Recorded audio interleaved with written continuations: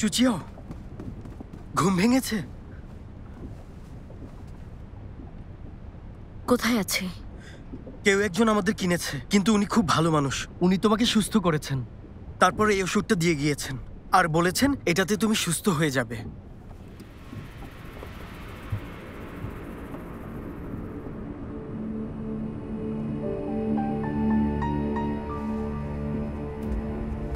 এই, কোথায় যাচ্ছ? আমরা একটা জাহাজে আছি।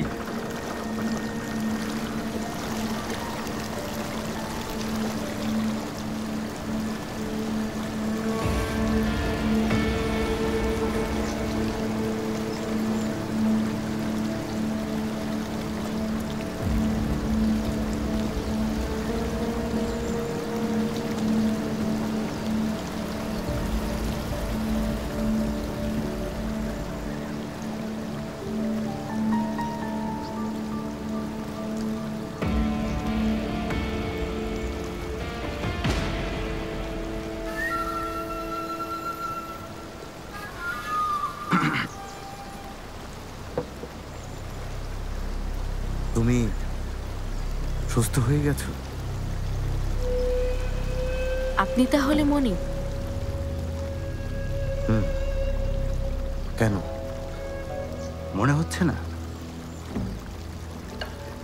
কোলে রাখা কাপড়টা বেশ দামি সুতোই তৈরি হয়েছে। যে পাত্রে ওয়াইন পান করছেন সেগুলো অনেক মূল্যবান, সাথে ওয়াইনটাও বেশ দামি। তাছাড়া এই জাহাজটাও বেশ অভিজাত একটা জাহাজ। কিন্তু আপনাকে দেখে বেশ আবেগহীন মনে হচ্ছে। সবকিছুর সাথে আপনার আচরণ ঠিক মানাচ্ছে না। সামান্য কৃতদাসী এতটা বিচক্ষণ হতে পারে? তোমাকে না দেখলে বুঝতাম না। সত্যি কি সামান্য দাসী? আমার পরিচয় আপনার জানা নেই? অবাক হওয়ার ভান করছেন। সাধারণ একজন দাসীর দাম ২০-৩০ রৌপ্য মুদ্রা, খুব ভালো হলে ৫০। এই ওষুধটার দামে কমপক্ষে ১০ জন দাসী কিনে আনা যাবে। আমাকে না চিনলে এত খরচ করতেন না। যদি নাই চেনেন, এত খরচ কেন করলেন?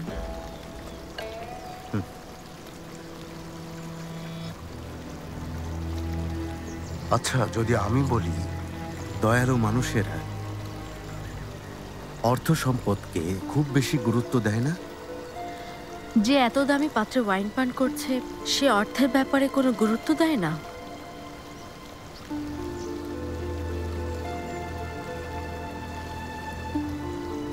তাছাড়া বিকেল হয়ে গেছে, নোঙ্গর করতে না বলে নাবিকদের এত পরিশ্রম করাচ্ছেন, এটা নিষ্ঠুরতা। এমন মানুষ আর যাই হোক না কেন দয়ালু হতে পারে না।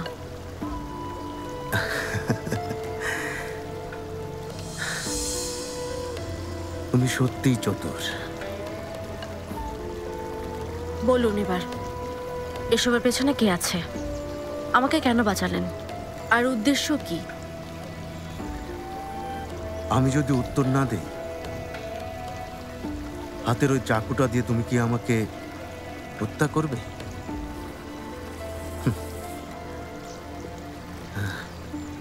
আচ্ছা, তাহলে বলছি, তোমার ব্যাপারে কোনো আগ্রহ নেই। আমাকে আসলে তোমার ব্যাপারে দায়িত্ব দেওয়া হয়েছিল, তোমাকে সাহায্য করতে। আগামীকাল জাহাজটা ওপেং শহরে নোঙর করবে, তখন চলে যেতে পারবে। কাজটা কে করতে বলেছে? প্রিন্স শাওজি।